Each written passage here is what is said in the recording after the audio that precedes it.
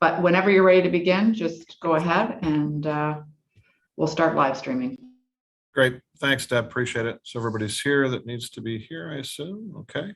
So I'll call this meeting to order. Good morning. I'd like to call the Niagara Police Services Board meeting to order for September the 23rd, 2021. I'm Bill Steele and I serve as the chair of the Niagara Regional Police Services Board. We begin the meeting this morning by acknowledging that the land in which we gather is the traditional territory of the Haudenosaunee and Anishinaabe peoples, many of whom continue to live and work here today. This territory is covered by the Upper Canada Treaties and is within the lands protected by the Dish with One Spoon Wampum Agreement. Today, this gathering place is home to many First Nations, Métis, and Inuit peoples. And acknowledging this reminds us that the great standard of living that we enjoy in Niagara is directly related to the resources and friendships of the Indigenous people who make up this community. I'll do the roll call at this time and just say here, Member D'Angela.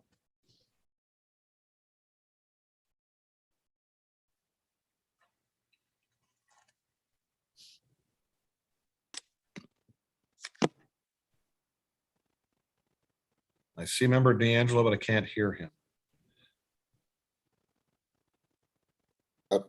Go ahead, Chair. Roll call. Oh, present. Okay, thanks. Member Eek. Here. Member Gale. I'm here. Member Gibson is away today. Member Lawson. Present. Member McKendrick. Here. Thank you. Are there any declarations of conflict of pecuniary interest? Seeing none. Adoption of the minutes. Item 3.1, minutes of the public board meeting held Thursday, July the 22nd, 2021. I have members D'Angela and Eek moving that the minutes of the public board meeting held Thursday, July 22nd, 2021 be adopted as circulated. Are there any questions to those minutes? Or is anyone opposed? That's carried. Item 4, reports from the chair. On behalf of the board, I'd like to welcome Ron Leclerc. And just looking for Ron, there he is.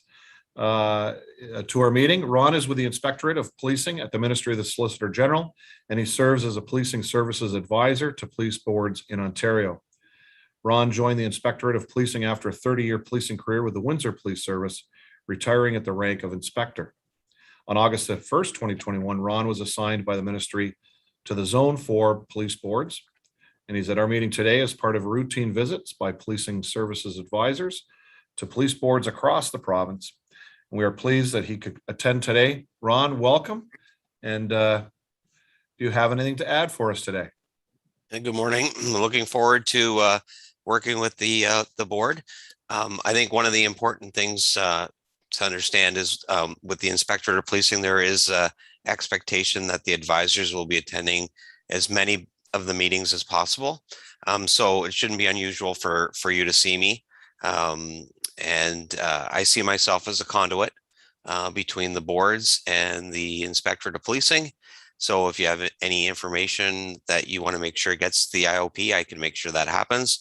If you have questions, more than willing to assist. Can't guarantee I'll have an instant answer because sometimes complicated questions come up. But one of my areas of strength, I believe, is in governance. I currently serve as a trustee on a school board down here at Greater Essex County District School Board. I've served as chair of that board. I'm also on the executive of the Windsor Symphony Orchestra and served as the chair of the Windsor Police Association. So have experience in the governance structure. So if you have any issues, I can certainly assist with that. And I believe our Inspector General and Deputy were going to attend this morning. So I'll leave it at that for now. Great. Thank you, Ron. And again, welcome to Niagara. Thank you. Mr. Chair? Yes, Member May Gale. I just ask Ron a question for 1 second? Certainly, yes. Ron, I hope you'll be here for the whole public meeting because I have a question for you and the Inspector General or whoever else is there. Will you be here for the whole public meeting? Yes, sir. Okay, I'll bring that up in new business. Thank you very much. Good. Thanks, Member Gale. The Canadian Association of Police Governance hosts monthly webinars as part of its educational strategy to keep police boards and police executives across Canada apprised of issues currently impacting the policing community.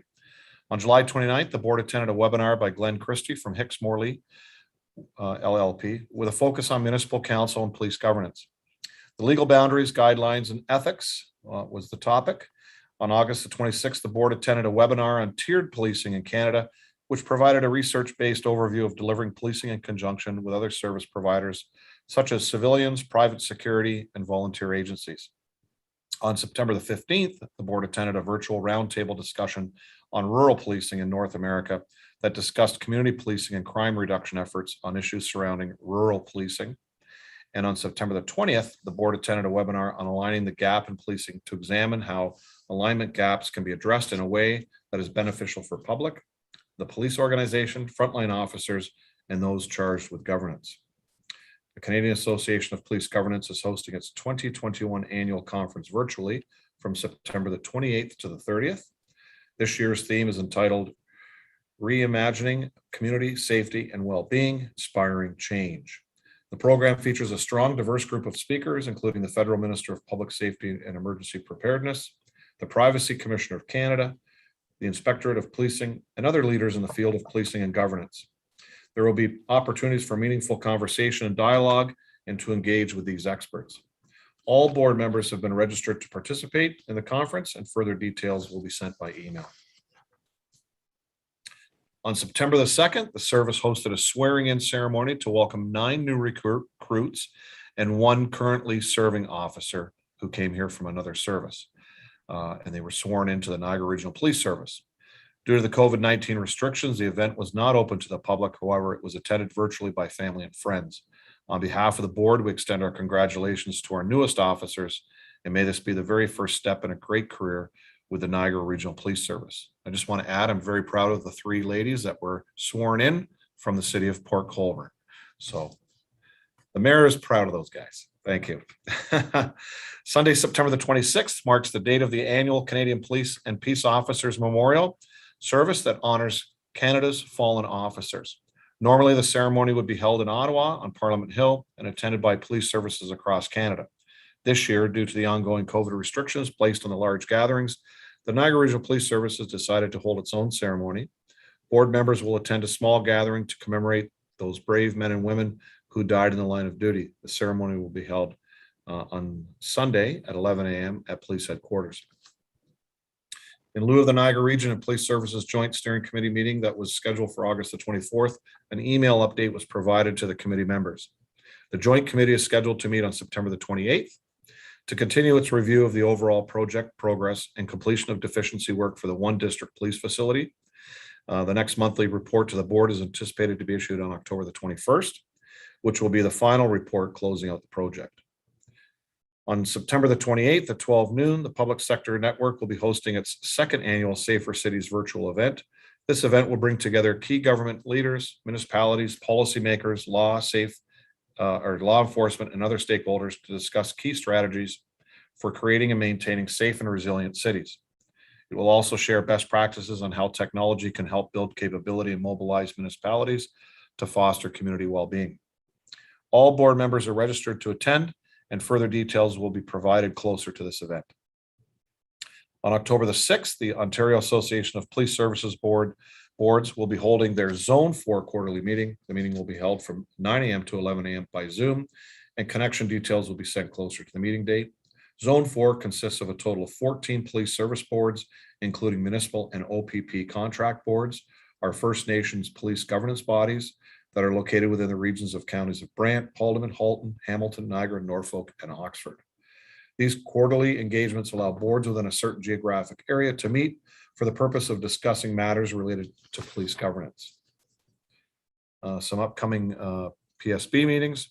The next committee meeting is scheduled for Thursday, October the 14th at 9 a.m. And the next board meeting will be held Thursday, October the 28th at 9 a.m. These meetings will be held by electronic participation through Zoom. That ends my report. Any questions from any of the board members? Not seeing any. So before I go to the chief's report, we do have a special guest here today, members, the Inspectorate of Policing and Ministry of the Solicitor General. There's Devin. Welcome, Devin. So on behalf of the board, I'm delighted to welcome Ontario's first Inspector General of Policing, Devin Clunas, who is also joined by Deputy Inspector General Ken Weatherall and Dr. Michelle Lloyd, Executive Data Officer, to our meeting today. Inspector General Clunas and his senior leadership team will speak about the role and functions of the Inspectorate of Policing. We look forward to their presentation and learning more about the work underway to implement the new requirements under the Community Safety and Policing Act of 2019 and its regulations. The board certainly appreciates this opportunity to meet and hear about their collaborative approach to address the issues impacting policing today. Inspector, welcome. And again, thank you for attending today with your staff members, and we look forward to this. Good morning, and thank you. Pleasure to be here with you this morning. Would you like for us to get started? Yes, go ahead. Okay, good morning. Thank you all for making time for us. Truly, it is our pleasure to be here. I have a number of members of our team. I'll just briefly introduce you. I think you're all familiar with Ron. Ron, have you met the group already? Okay. I also have Lisa Cortales, our EA, and you'll be hearing very shortly from Dr. Michelle Lloyd, Executive Data Officer, and Deputy Inspector General Ken Weatherall. And for us, really, it's important for us to have this initial meeting with you because we really want to set the tone for how we would love to work in this very cooperative environment moving forward. We know that the CSBA comes into force next year, and with it, the Inspectorate. And so we simply want to have the opportunity to pave a very collaborative path forward. So Dr. Lloyd, the floor is yours. Thank you, Devon, and good morning, everyone. And thank you for the opportunity to share a little bit about myself. My name is Michelle Lloyd. I'm the Executive Data Officer for the Inspectorate of Policing, joining just a few months ago. I'm also the Director for the Center for Data Intelligence and Innovation. I started my career in academia with a master's in biochemistry from Queen's University and a PhD in medical genetics from the University of Toronto, and additional training in clinical epidemiology. I then spent the next 15 years in healthcare, really focused on using data and evidence to support the implementation of best practices across the province and across the country. Most recently, I was Director of Quality Management at Cancer Care Ontario, where I led an analytics, evaluation, evidence, and research team to be able to support the implementation of the 3 provincial cancer screening programs. I'm really excited to join the Inspectorate as it gives the opportunity for me to learn a little bit more about policing, but also to use the skills that I've acquired over the past 15 years in data and evidence, and be able to support the changing of the narrative and promoting policing excellence.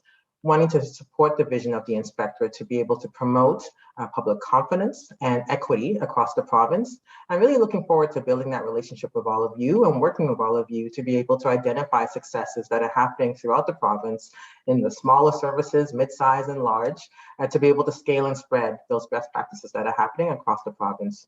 So thank you for the opportunity to tell you a little bit about myself, and looking forward to working with all of you. I'll turn it back over to you, Devon. Thank you, Michelle. Michelle brings just an incredible skill set that we feel will truly help the Inspectorate to advance the type of relationships, the type of community understanding that we all desire moving forward in policing. And now I'll ask Ken to say a few words. Ken, the floor is yours. Thanks, Devon. Chair, members of the board, chief, deputies, thanks for the opportunity to join you this morning. It's always a great day when we get to connect with policing leaders and boards across the province. I started my policing career 35 years ago. I spent my first 31 years in Hamilton and left there as a deputy chief, and then had the opportunity to move up to Barrie, a community where I was born and raised, and the opportunity to police in a community and work with the growing community there. It was a town when I left. It was a city when I returned. Was quite attractive and quite appealing. There were some significant takeaways though that I've learned over my career that is going to be instrumental as we continue to stand up the Inspectorate and build solid, lasting relationships across the province. And the first takeaway for me is, regardless of where you live in this province, and for that matter across the country, people want to live in a community that is safe. They want a safe place where they can raise their family. They can go about their day-to-day business without fear of crime or interruption of incivility. The second piece is that regardless of where you live in the province, crime is very similar. What is different is the scope and the volume of those investigations and the scope and the volume of those crimes. Human trafficking impacts everyone, guns and gangs impacts everyone, frauds, thefts, you name it, it's there. And people want that public safety, and they call the police to help support them to make their community safe. A significant takeaway for me, though, over time is that communities have different expectations and deliverables than police services. And it's not that they don't want the same outcome at the end of the day, but more often than not, they speak a different language. And that language sometimes is not understood. The goal at the end of the day is public safety, but how they get there and their role in that working towards public safety is sometimes a hurdle and sometimes an obstacle that's difficult to overcome. So one of the things that I've experienced is that when you have those relationships with community and community have relationships with police services, if they're entrenched in one individual or one office, it's very difficult to sustain themselves. It needs to be embedded into the culture of an organization, and it needs to embed it into the culture of a community. So when someone retires or someone moves on to a different role or a different function in an organization or in the community, that relationship is not lost. It needs to be entrenched, it needs to be understood, and needs to be continually worked on and built upon. The final thing that was a significant takeaway for me was the inequities that we see across the province of Ontario. And those inequities really come forward in three different ways. One is the geographical distance challenge that some municipalities and communities are faced with across the province, particularly when we start thinking about rural and remote Eastern Ontario, rural and remote Western Ontario, and then Northern Ontario, which has its own set of challenges that are there. And those challenges present themselves particularly when we're trying to respond and to provide policing when we don't have the luxury of being minutes away. Some of those minutes turn into hours, and particularly in Northern Ontario, they turn into days before all of the different resources that are required to support an investigation or support a community in a time of need are able to arrive. The second aspect that really comes forward is that of funding. Funding is not the same for all of the different municipalities and the services across the province, even though human trafficking impacts everyone, guns and gangs, drugs, opioid crisis, you name it, it's there. Again, what's different is the scope and volume of that. So the funding is a challenge. And the third piece is particularly important when we start thinking about the small and mid-sized services across the province. Most, not always, but most times large services have the ability, if there's a situation that is starting to emerge, you have the ability to walk down the hall or go to a different floor or call a different divisional commander and say, I need some support in putting together a task force, a strike team, a unit that is going to deal with any particular situation that might appear that needs the appropriate intervention and support by the police. This is not always the case in small and mid-sized services. Their chiefs, their senior command, their frontline officers, sworn and civilian, are putting on multiple hats throughout the day in an effort to try and deliver that service that the community needs from them. So those are, the four main things, four main takeaways that I see as being critical in helping to guide the inspectorate in building those solid relationships to address these challenges across the province in a way that we can work collectively on it in order to ensure that we have public safety delivered in a way that meets the emerging needs of the community, the boards, and the services. So thanks very much for the opportunity to meet with you this morning. And I look forward to any questions that you may have, and I'll turn the floor back over to Devon. Thank you, Ken. And so I feel really privileged to have the opportunity to work with both Ken and Michelle in, forming the inspectorate. I tell you, I'm here because I am deeply passionate about policing, because I know the value of effective policing to a civil society. I also understand the incredible value of having a strong relationship between police and the community. And I went into policing in 1987 in Winnipeg because, as a young person growing up in our city, what I typically saw depicted in popular media was that you couldn't have a relationship between police and individuals who look like me. And at the time, I thought as a young person, that's not true. It doesn't have to be that way. So I really wanted to shift that narrative, wanted to change at least the perception of that reality. So that's why I joined the police service when I had never seen a police officer who looked like me. And I can tell you my experience within the service confirmed what I believe, that yes, there can be this very strong, meaningful relationship. And actually, with the first 25 years of my service, worked very diligently to build that strong relationship between police and the community. And I thought we did an incredible job at that. But at the same time, I always thought we were missing just a little bit, because we were still so focused on enforcing the law. And I thought, like, as a police service, as police officers, we could be so much more. We could actually be community builders. So I was really fortunate in 2012 to be appointed chief of police in the city of Winnipeg. And I thought, well, no, I have an opportunity to actually lead the entire organization in that direction. But before we did that, what I did was I had forums right across the entire organization. Every single individual, sworn and civilian, had an opportunity to see me face to face. And I would ask them, are you satisfied in your work? And it was interesting because not a single member of the organization, almost 2,000, could say, yes, they're satisfied that we were having the biggest impact that we could. And then I had the same engagement across the entire city, and I asked the citizens what they wanted. Not a single one talked about law enforcement, but they all talked about wanting this stronger connection, this relationship. And so I challenged the entire organization to actually be community builders rather than just law enforcers. And it was amazing to see what happened over the next 4 years, the incredible drop in crime and the rise in what I call community cohesion. And I felt really good that we were actually being all that we could be. And we had this incredible relationship between police and the community, and we were thriving. And I retired in 2016 and went off into the consulting world. I spent a lot of time in the US in consulting. And I will say this clearly, I'm not saying our country is perfect. There's no perfect country on the planet. I'm not saying our policing is perfect. You won't find perfect policing anywhere. However, I can say this without any doubt whatsoever. The policing that we do in our country is exemplary, and it actually sets the example for the globe. And so it was January of 2020 when I was wintering in Florida, and I was called about this particular position. And at the time I said to the recruiter, no, thank you, but here are some good names of other individuals. But I also determined at that point that I would like to come back to our country and spend more time reinforcing and building on what we have, which is an excellent policing model. And we came back to Canada in March of that year because of COVID. And May 25th, with the murder of George Floyd in Minneapolis, I knew immediately that there would be this spillover effect on policing, not only in Canada, but globally. And the narrative started, and this divide started developing between police and community, which again, I don't believe has to be the reality. And so it was August of last year when I was approached again about this position. And I have to tell you very frankly, I'm not looking for a job. I told them, I'm not looking for a job.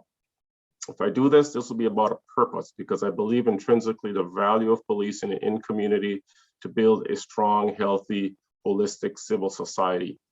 And so that's why I took on this task. And I had the fortunate opportunity to meet Ken and now Michelle. And I really believe that we can do something quite transformative here in Ontario that will set the example for the globe. If one negative event in Minneapolis can have this ripple effect, I think we can do something positive here that can have a very similar positive ripple effect. And so the way that we would like to go forward, I want to make it quite clear, because oftentimes when people speak of the CSBA, they think we're coming to be the police of the police of the board. I want to say very clearly, that is not our vision. I say we want to help be that bridge builder that Ken spoke about, that we really want to point us to excellence in policing and actually help all of us arrive at a better place for all of the communities that we ultimately serve. So this is about a partnership.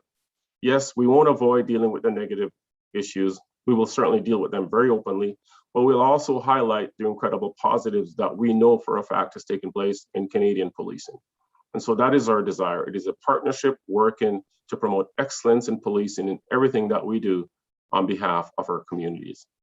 That's what we wanted to share with you this morning and let you know there's an open door to the inspectorate. We'll take any questions, thoughts that you might have. Great. Thank you, Inspector General Clunas. And again, we appreciate you coming here today. I will take questions. I know Member Gale had his hand up earlier, so I'll go to Member Gale at this time. Thank you, Chair. And do you want me to bring the new business item up to now while Devin's here and the others? You can, sure, certainly, yeah. Well, it's up to you. If you're not, Mr. Clunas, or if I may call you Devin, are you going to be here for our whole public meeting? I don't think for the entire meeting. I think. Okay, then let me ask you if you don't mind, but let me start this off a little bit here. First of all, Ken Weatherill, great to see you again from Hamilton. when I was chair of this board 6-7 years ago, your name was shipped around as a future, and then I'm glad you landed on your feet here. I hope you're enjoying this. Nothing but good about you, Ken. Devin, I heard you speak. I'll say it was Toronto or Ottawa. It always seems our conventions are Toronto or Ottawa. And I thought, wow, a black man chief in Winnipeg, this is something. And you carried yourself well. And I'm going to go one step further. And pardon me, Chair, for taking a couple minutes here. Yep. Devin, I have a friend who's Jamaican from Chippewa, a close friend. And I did a tour with him in Jamaica, I'll say 5 years ago, when I was down there on a cruise. We did a tour around. And he has a relation that's the Attorney General in Jamaica, or was the Attorney General in Jamaica. And this was after you spoke. And I said, we have a Jamaican chief of police in Winnipeg. That's something, because I think of Winnipeg as I do Saskatchewan and also, but that's way out there. And he said, yeah, we know of his family. He's a great guy. And I said, well, he carries himself well. I've heard nothing but good about this gentleman. And I thought at the start, Devin, you weren't going to say your resume here, but you did. You've done everything there. And I don't suck up to anyone. Don't get me wrong. But bless you. you come with good credentials there. So I'm very pleased, because as soon as I saw the people here, I went to Google and started Googling everybody. Michelle, your university degrees are out through the roof. So that being aside, now I've got you on my side somewhat, I guess. But here's my questions. And this really works out with you people being here, because I was going to ask it of the chief, chair, and others. First of all, and this would end this whole conversation if Deb answers it the way I'm not expecting. Through the chair to Deb. Deb, when we publish a confidential or a caucus agenda, is there any highlights that the public can see what we're discussing? I believe there's nothing. No one knows what we discuss in caucus or confidential. Am I correct? Yes, through you, Mr. Chair, you are correct, Member Gale. Thank you, Deb. So through to Devin or anyone that cares to answer this, I'll start this. As you know, as police boards, we represent the people. This is more or less the rule I've always followed, that we represent the people. We represent no one else. We're not the police. We're not anything else. So as far as that, this comes under transparency and due diligence. And this is probably for every service, I believe it is in Ontario, that there's no agenda for caucus or for confidential put out.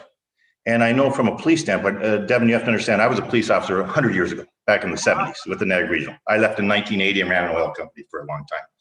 So I have an idea about law, but I don't profess to be like you or others. But the people have to know that we're discussing and doing the due diligence on everything we do. As far as that, an example is there's an item on today's agenda, I can't go any farther than that the people might be interested to know that we as a board are discussing it, but they don't know. Now, I'll start by saying, or I'll continue by saying, I have all the faith in our chief, deputy chiefs, and our board. They're great people. But I speak for future boards and seeing how things can go astray. I'm old enough to see things like that. So I'd like to know that the government will look into demanding that police services on their caucus and confidential agenda have high-level items like we do as a regional council. Before we can go into confidential or regional council, the people know what we're going into regional council to discuss. High level, discussing a person of interest that works for us, or whatever the case may be. We don't give too much information, but at least the people know why we're going into confidential. We could be going in talking, and I'll make something up here, talking about a murder in Cucamonga, but at least the people know we're talking about that. Right now, no one knows that we're discussing any issues. And I had a call last night about an issue from a person saying, how come it's not on your public agenda? What's going on? And I said, I can't comment. I'm not the chair, but I really can't even say what's on our confidential or anything like this. The chief knows the item that I'm talking about because we will be talking later. But I want the people to know we as a board represent them and we are talking about these matters. And I say at a high level, because I get it that we can't divulge things, but the people have to know. So I'll defer to you, Devin, on a response. Absolutely, sir. So you make a very good point.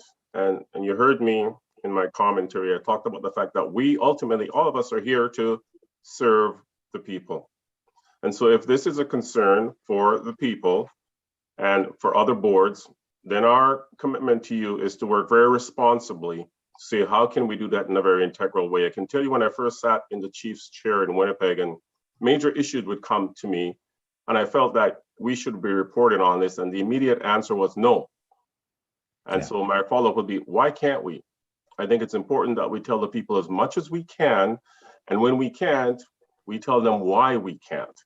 So that openness and transparency, you'll know truly it's one of the guiding principles for us. And we say we'll be open to our entire community within the bounds of the laws and privacy and all of those pieces. But I think you cannot communicate too much.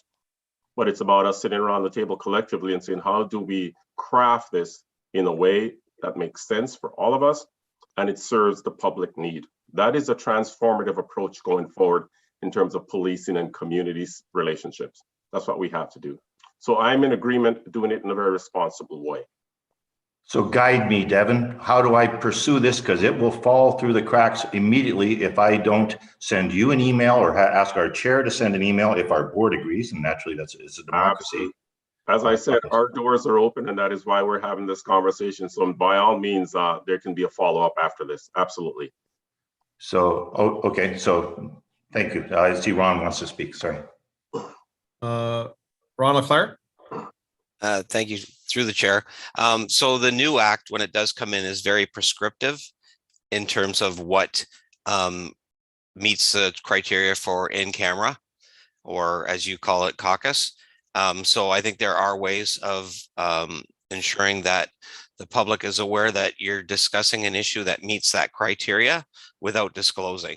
And if the board wants to have some further discussion, I actually just had a discussion about this with Hamilton. I think it was on Tuesday, because they had an issue arise on the weekend, and talked about how you could be transparent, but in compliance with the legislation. And I'd be happy to discuss that with you and discuss how the new prescriptive terms of the new act come into play here. Perfect.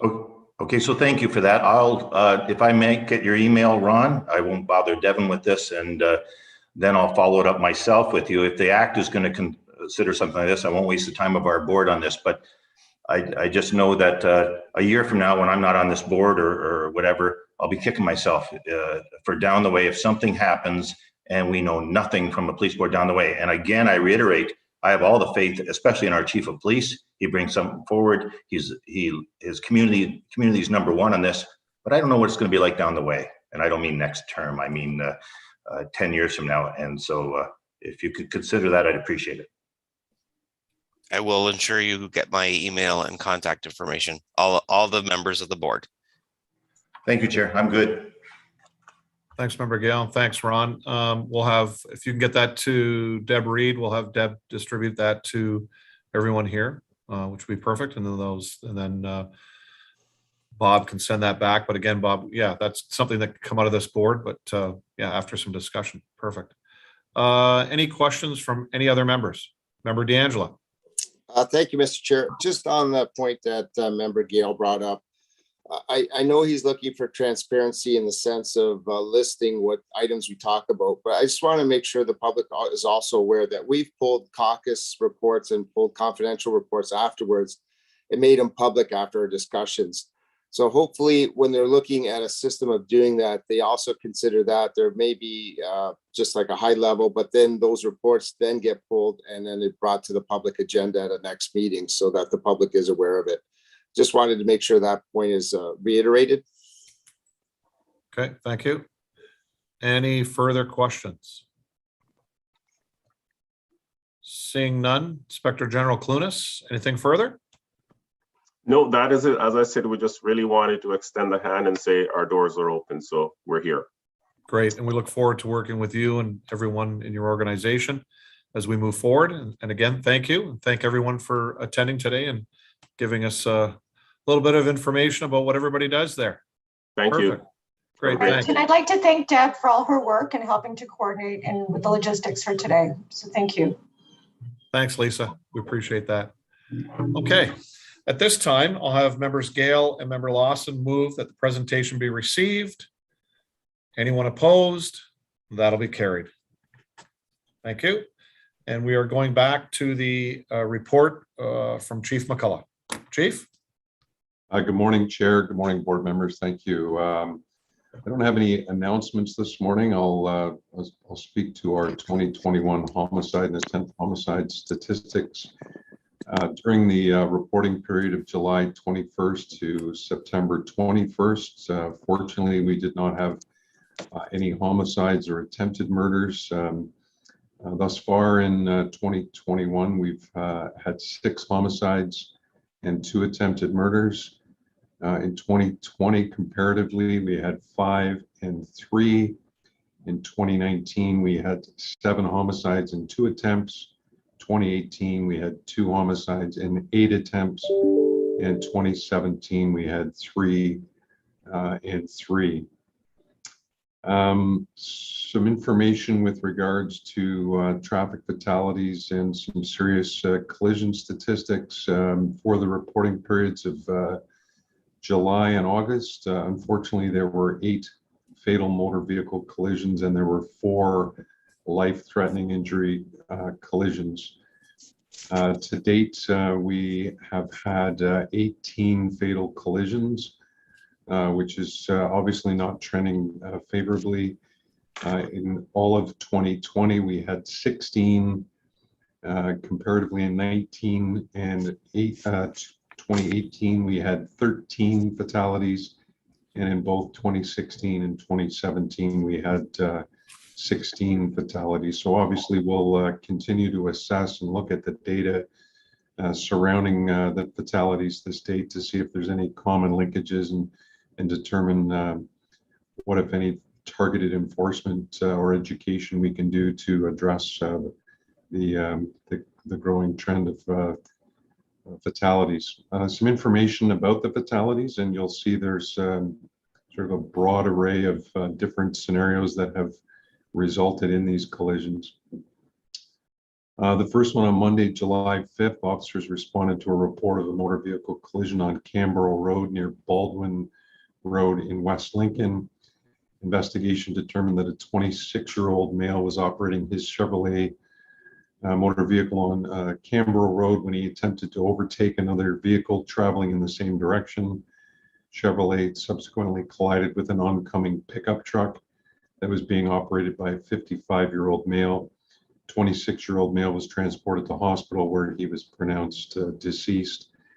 The 55-year-old male was transported to hospital with non-life-threatening injuries.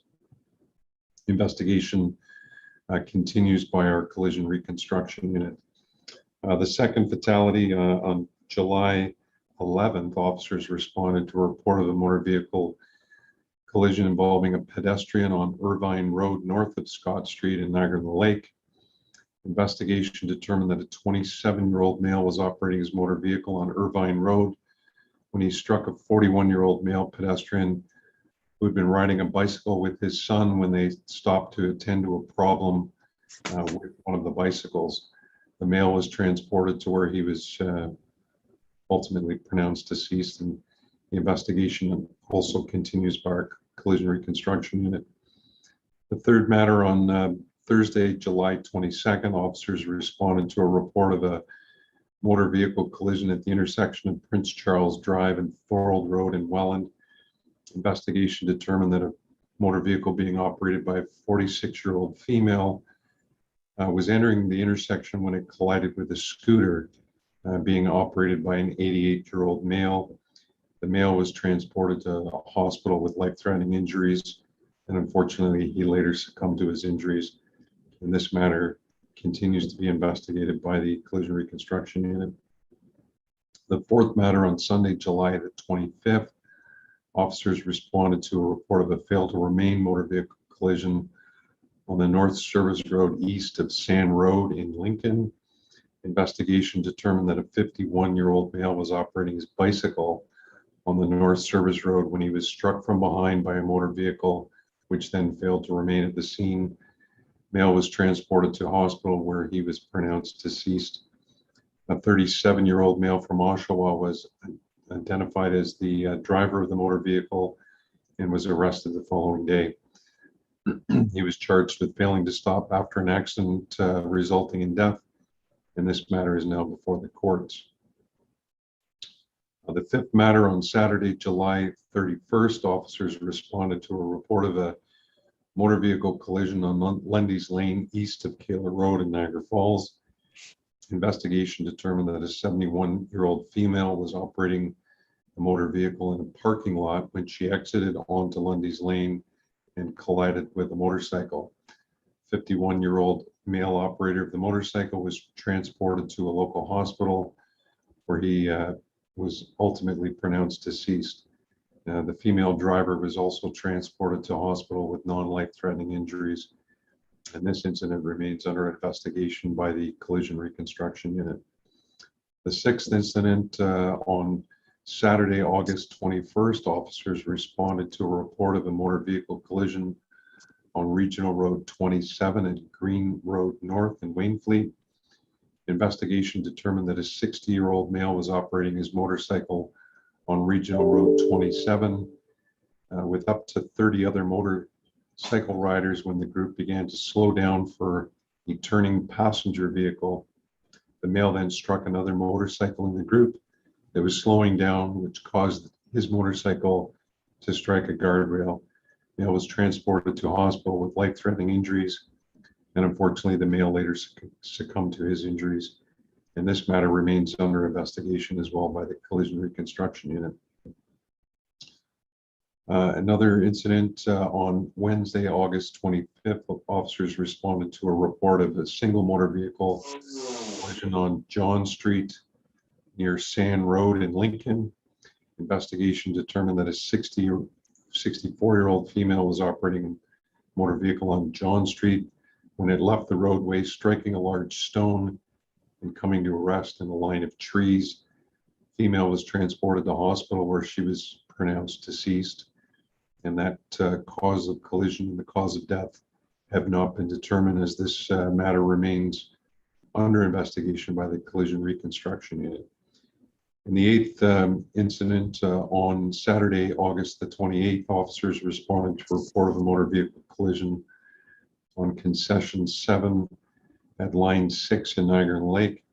Investigation determined that a 39-year-old male was operating his Audi on Concession 7 when it collided with an oncoming Subaru that was being operated by a 19-year-old male attempting to make a left turn. 19-year-old female passenger from the Subaru was transported to hospital where she was ultimately pronounced deceased. The driver of the Subaru was transported to hospital with serious but non-life-threatening injuries. The driver and passenger of the Audi were also transported to a hospital for non-life-threatening injuries, and this incident continues to be investigated by our Collision Reconstruction Unit. Some items in the news. Wanted to make the board aware that the service has partnered with the Canadian Hearing Services Incorporated to provide accommodations to support communication between deaf and hard of hearing people, particularly when interacting with the police. The NRPS Equity, Diversity and Inclusion Unit, in conjunction with Canadian Hearing Services, has created a placard for officers to keep in their cruisers or on their person that can be used when communicating with a member of the deaf or hard of hearing community. In addition, the placard officers can also access sign language services on any device with an internet connection. Members of the public who are part of the deaf or hard of hearing community are able to pick up a placard at our front desks across the region.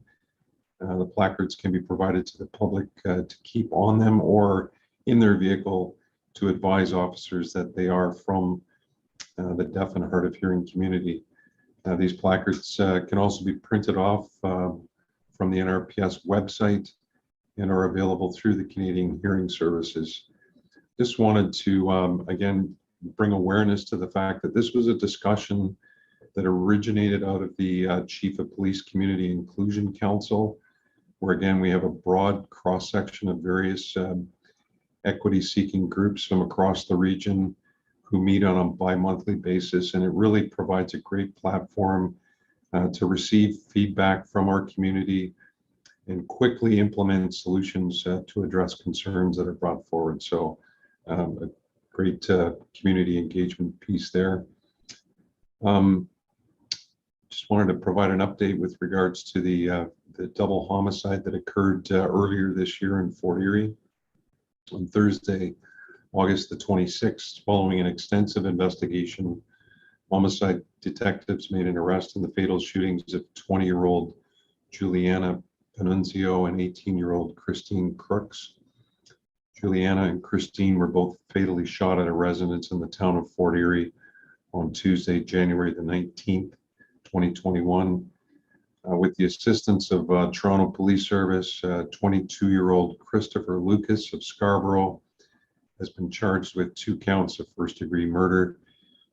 Further investigative efforts led to the arrest of a 29-year-old Scarborough woman on Monday, August the 30th, who was charged with accessory after the fact to murder and obstruct justice. And also on Wednesday, September the 1st, another arrest was made of a 29-year-old Scarborough man who's been charged with accessory after the fact to murder. The Niagara Regional Police Service would like to extend thanks to both the Panunzio and Crooks families for their patience and understanding during this lengthy and really disturbing investigation. Police would also like to thank members of the public for their cooperation and assistance. In addition to the public, the following police services assisted with the investigation, and support from those services is certainly appreciated. And again, hats off to Toronto Police, York Regional Police Service, Durham Regional Police Service, Waterloo Regional Police Service, Halton Regional Police Service, and the Ontario Provincial Police. The investigation into this matter remains ongoing, and there won't be any further information released about the incident. Again, it just goes to show you the ongoing collaboration that takes place, and these investigations simply could not be solved without the ongoing collaboration and efforts of our police partners and community. Another update regarding a St. Catharines homicide. On Monday, April 12th, officers responded to the parking lot of Oak Ridge Public School in the city of St. Catharines for reports of a male lying on the ground. When police arrived, they located 32-year-old Yan Jing with gunshot wounds. Jing was transported to hospital where he was later pronounced deceased. A subsequent investigation by homicide detectives revealed that Jing was the target of an alleged robbery that occurred during a currency exchange. In these incidents, the victims arranged with the suspects to exchange Canadian currency for Chinese currency at what they believe would be a cheaper rate than offered by financial institutions. When the victims arrive at the meeting location, they are robbed of the money that they brought to be exchanged. After a lengthy investigation, police have identified and arrested 3 people in relation to this homicide.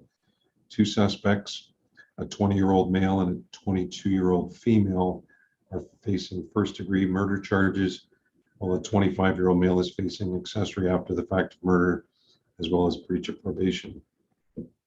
Again, our homicide detectives would like to acknowledge and thank members of the public that assisted with this investigation, along with the efforts of York Regional Police and Toronto Police Service for their much appreciated assistance. An update with regards to a Canada-wide warrant that was sought.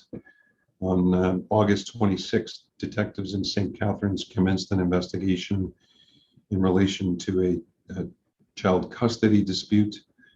On August 20th, the male subject in this matter contravened a court order by leaving the province with his 2 daughters.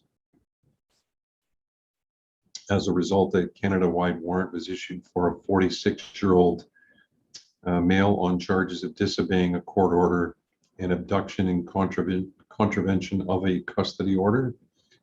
The 2 daughters were believed to be in the company of their father and were not believed to be in any danger. as a result of the continued investigation and again, assistance from the Halifax Police Service, the RCMP in Marystown and St. Pierre et Miquelon Police. The male was arrested on September 15th on the islands of St. Pierre et Miquelon. Both girls were located and are safe. And Mr. Chair, that concludes my report. Thank you. Thank you, Chief McCullough. Any questions to the chief's report? Seeing none. Thank you, board members. Now we're on to item 7, consent agenda. We have items 7.1 through to 7.11. I'm going to have members McKendrick and D'Angela move that the information be received. Are there any questions on any of those items under the consent agenda? Member Lawson.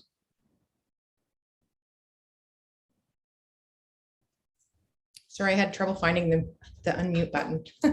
Through you, Chair, to the Chief. Just a quick question about 7.8. I'm just wondering if you can elaborate on a little bit more about the overtime, if there's any minimum additional number of officers that would help to bring down that overtime. Chief? Sorry, is that 7.8 or is that 7.7? Oh, sorry, it's changed. It's now 7.7. Okay. What is 7.8? Yeah, we obviously with the board's support, we brought forward a budget item last year and got approval for 40 additional officers. We are just now starting to see the fruits of our recruiting efforts and getting those officers, and it is certainly our hope that as those officers are now just getting back from the police college and are hitting the streets of Niagara, that we will start to see a reduction in overtime. That was certainly the recommendations that came forward from our comprehensive workload analysis that we did, and it's certainly trending moving forward that will be the case. From the report, you can see that overtime is driven from a number of factors, not just related to frontline, but obviously with the number of homicides that we've had this year and the amount of work and effort that goes into those types of investigations.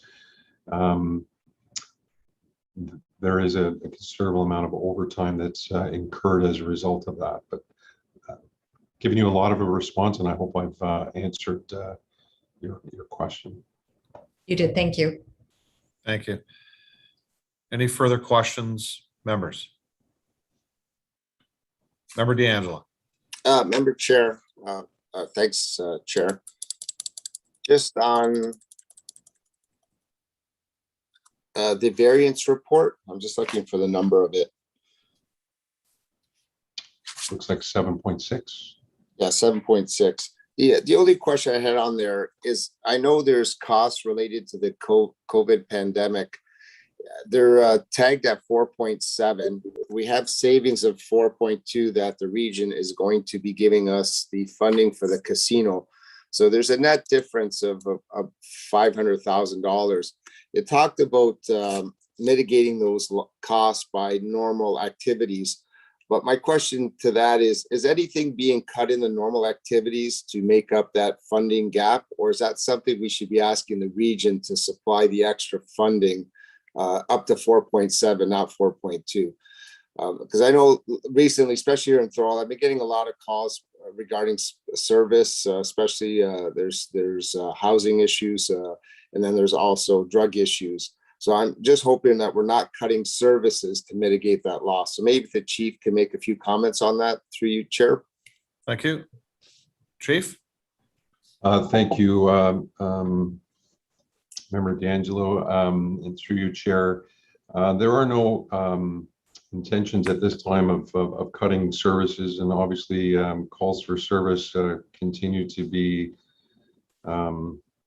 where they were pre-pandemic, if not higher in many cases. And the challenges that are facing our communities now have become more and more complex, given the issues around mental health and drug addictions and poverty and homelessness, really all coming together to create sort of the perfect storm. And if one thing that I can say is that we realize that now more than ever, the importance of working with our community partners to try and address these issues together, but certainly no intention whatsoever of reducing services. We want to ensure that we're addressing these community problems.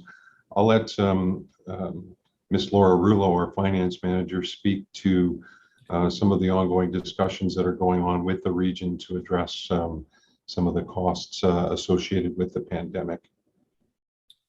Ms. Rulo? Hi, good morning, and through to the chair. It looks like my video is not working, but I am here. Yeah, so the chief is correct. There is no strategy on the normal operations. That's just a favorable variance we're seeing currently at the end of June, which is 6 months in. That's mainly from vacancies that we're just seeing in the front line with uniform salaries. We have had discussions with the region in terms of being able to support the deficit that we're seeing with the COVID expenses with surplus from normal operations. But if that changes, and we are seeing that that might actually be the case, then we'll have conversations with the region about funding the remaining deficit of COVID. But right now, what they've committed to is funding the 4.2 million from the casino loss. And then seeing if we can mitigate any further COVID costs with our savings from normal operations, but that might change, and then we'll go back and have that conversation with them. Great, thank you. Member D'Angelo? No, that answers it. I just want to rest assure the citizens that there's no cut in services. It's just through normal mitigations of operations that the savings are found, which they'll be relieved to hear that. Thank you. Great, thank you. Anything further, Chief, on that one? No, I'm good, thank you. Okay, thank you. Any further questions from the members? Seeing none, it's been moved. Anyone opposed? That'll be carried. Under item 8, new business, we have 8.1, Regional Municipality of Niagara motion COVID-19 vaccination policy update. I'll have members Eek and Gale move that the Chief of Police review and consider a COVID-19 vaccination policy for the uniform and civilian members of the Niagara Regional Police Service. And further, the policy be reported back to the board at its next meeting on October the 28th, 2021. Questions on this, members? Seeing none, anyone opposed? That's carried. Item 8.2, the special fund request, Niagara Regional Police Service Bicycle Registry. Moved by members Lawson and McKendrick. The board approve a contribution of up to $5,800 exclusive of HST from the special fund to the Niagara Regional Police Service to assist with the purchase of project launch supplies for the crime prevention tool of the Niagara Regional Police Service Bicycle Registry. Questions, members? Seeing none, anyone opposed? That's carried. Item 8.3, the special fund request annual conference of the Canadian Association of Police Governance, moved by members D'Angelo and Eek, that the board authorize a donation at the cultivator level in the total amount of $1,500 from the special fund to the Canadian Association of Police Governance in support of its 32nd annual conference. Questions from the board? Seeing none, anyone opposed? That's carried. Any other new business? Member Gale. Thank you, Chair. 2 items. First off, Chief, just to make you aware, and I won't dwell on it, but concession 6 at York Road in St. David's, I've had a lot of people talk to me about that intersection. Carolyn Ryle will be contacting your office. I don't know if she'll go to the inspector or whatever. Carolyn Ryle being the manager of traffic or the director of traffic at the region. And we had another serious accident 3 days ago there. She put up new signs, new everything there, lights, flashing. So they're turning to police enforcement. And I don't know how you enforce that, but I'm just making you aware that through your office, it's going to be coming to you on it because it's just in the last couple months, it's really blown up there at concession 6 and York Road. So that's number 1. Chief, if you want to comment. Yep. Chief? Thank you for that. And through you, Chair, obviously we'll make Inspector Lagrateria aware, who's the 2 district commander who oversees that area. And we'll make our traffic enforcement unit aware as well. And, you know, I think sometimes it takes a period of time for people to adjust to any new signage or new construction of a re-engineering of an intersection. But we'll certainly do our best to be more present and vigilant in that area, and obviously don't want to see any more fatal or serious collisions there.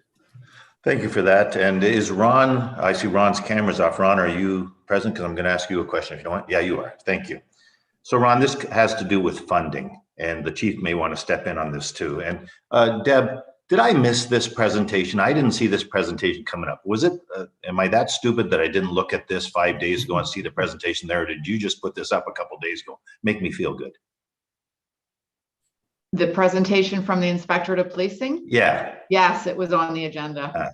Sorry, Member Gale. Sorry, I missed that whole thing. So I would have had I should have asked this of Devin, but Ron, I'm going to ask you. So with it's regards to the Comprehensive Police Services Act and the impact that the regulations may have on the communities, Ron. Obviously, a lot of time and thought have gone into the regulations, but the reality is that that may cost the police services to have to increase both human and capital resources in order to comply with the regulations. So my question is there going to be funding opportunities? Can you direct us to them, or is it through your office? And I'm not trying to put you on the spot here, but such as Niagara, to assist communities such as Niagara to meet the growing expectations on police services and to deliver public safety to our communities, because everything comes with a price, Ron. Yes, nothing's free. So you're the first person to ask about funding. I don't have a full answer for you today. I will reach out to the inspectorate and ask about funding. I know that we will probably provide some educational opportunities for the boards, but in terms of specific dollars, I will seek an answer for you on that and get back to you. Thank you. So with the emails, may we also get Devin's email, please, provided, because I am going to send this to him. I don't think that causes a problem for me to send an email to Devin with my question. Chair, do you agree with that? No, you're fine. No, that's fine. Yeah. Yep. Okay. So Ron, will you provide us with Devin's email? Because I should have asked that question when he was here, but I didn't see this presentation. I'm sorry. I will. Okay. Chief, did you want to add into this? Am I wrong in what I'm saying? Chief? Through you, Chair. Yeah, obviously with the regulations, and they're still obviously in draft form, and we don't know the final impact of when those or what they'll look like in the final version, which I believe, and Ron can clarify, I think are expected to be released in the spring of 2022. And again, depending on what those regulations say, there could be an impact on both human and potentially capital resources that will be required in order to meet the standards that are outlined within the regulations. So, you know, I think Member Gale, you're quite correct in that it will or potentially will have an impact on our budget. I don't know if there will be a phase-in period by the ministry, or once the regulations are released, are we expected to be in compliance with those regulations? Or again, I'm not sure how that's all going to unfold, but I suspect there will be some implications for sure financially. So Chair, if you agree, I'm going to consult with the chief on my email to make sure I'm asking the right question on this, that he agrees with it, and I'll send it to Devin, copy to Ron and yourself, Chair. Perfect. Thank you. Okay. Thank you. Great. Any further? Oh, sorry, Ron? Yeah, thank you, Mr. Chair. Just to add to more what the chief was talking about, I'm hopeful that as the regulations come to completed draft, that they'll be released in advance, so that services will be able to take whatever steps that they need to, if there are any steps that are required. I can tell you that the drafting of the regulations is a comprehensive undertaking, and that I'm involved in 2 meetings a week where we, literally discuss specific sections of the new act. So obviously the biggest, in my opinion, and the chief may have a different opinion, or he may agree, but obviously the adequacy and effectiveness is probably the biggest impact on the operational side of the service in terms of dollars. And I anticipate that we're going to see something very similar to what's in place right now. And it may evolve, but the starting point may be the same. And I also think that the chief, I don't think there'll be any anticipation that if there's something that is a significant requirement that come April 1st, that if you are not in compliance, as long as you're moving towards compliance, there'll be, some latitude there. We understand this is a huge undertaking for all services. Obviously, bigger services are more flexible and have more resources to probably make things happen a lot quicker than smaller agencies, but that's part of the whole point of the IOP, is to try to work together to make it easier for some of the smaller services too. The example I gave when I was doing my interview was, Windsor, Niagara, the Big 12, they can create a strategic plan with the resources that they have inside. And if they need to hire a agency to assist, or a polling agency to assist, they just do that. But a very small service can't do that. But a small service can leverage some of the work that the bigger services have done. So that's part of what we're looking at. So I hope that helps a little bit. But going back to Member Gale's original question, I will pursue that. If I may talk, Chief, Chair, Yeah. Ron, I'm impressed with your comment about as long as you're moving towards compliance, we're good. That's common sense. We don't get that too often. I'm not knocking your organization, but in government, we don't get that too often. So that's great to hear, Ron. Thank you. Okay, thank you. Thank you, Member Gale. And Ron, just for clarification for anybody that's watching, when was the last update of the regulations? The regulations all currently are from the PSA, and I know Chief McCullough has probably been requested to death on his comments or thoughts on various regulations, but we're doing that across the province. I don't know when the last full regulation update took place. I know that when I met with Zone 4 yesterday, I asked for the most recent zone updates, and I was provided the same updates that were provided in May before I came onto the job. So as I say, it's a pretty large undertaking. So we will keep you in the loop the best we can as we move forward. Yeah, no. What I was saying is that with such an extensive change in across the board, are we talking that the regulations that these are going to replace, and every year, there may be something changed, but has it been like 15 years ago, 20 years ago that they went through something this exhaustive, or is it even longer?